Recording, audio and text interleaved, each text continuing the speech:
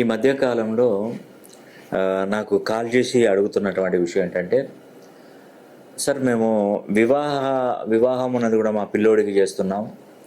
అతనికి మంచి వివాహ జీవితం కలగడానికి జాతకంలో ఇరువురు అంటే వధువు వరువు వరుని యొక్క జాతకాన్ని క్షుణ్ణంగా పరిశీలన చేసి వీళ్ళకి మంచి ముహూర్తం డేట్ అనేది ఇస్తానండి.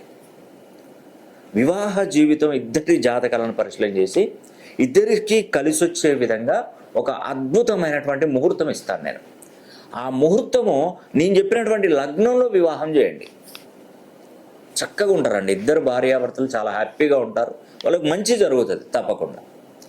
మరి మీకు దగ్గరలో ఉన్నటువంటి పండితులు ఉంటారు, మామూలుగా ఎక్కడైనా కూడా లోకల్గా ఉన్నటువంటి పండితుల సలహా తీసుకోండి, కాదనను. వాళ్ళని తీసుకున్న తర్వాత వాళ్ళు ఒక 4-5 డేట్లు ఇస్తారు. ఆ 4-5 డేట్లు నాకు పంపించండి.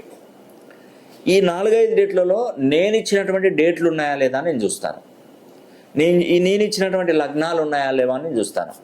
ఒకవేళ లేవనుకోండి, నేను మీకు రికమెండ్ చేస్తాను, ఈ లగ్నంలో చేసుకోవాలి, ఇదే కరెక్ట్ అని చెప్పగలుగుతాను. నేను ఒకటి ఆస్ట్రాలజీ, 2 న్యూమరాలజీ 2 చూస్తాను.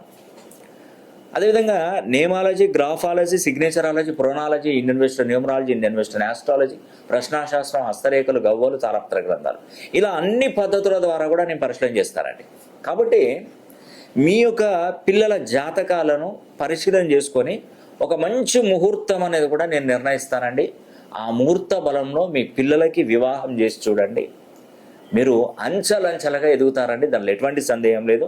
వీలైతే ఒకసారి మన ఆఫీస్ నంబర్లకు కాల్ చేసి మరి మీ యొక్క పిల్లల జాతకాలను పంపిస్తే వాళ్ళకు వివాహ జీవితం అనేది కూడా ఎలా ఉంటుంది, వివాహం ఏ టైంలో జరగాలి అన్నది కూడా పూర్తి వివరంగా మీకు తెలియజేస్తారు.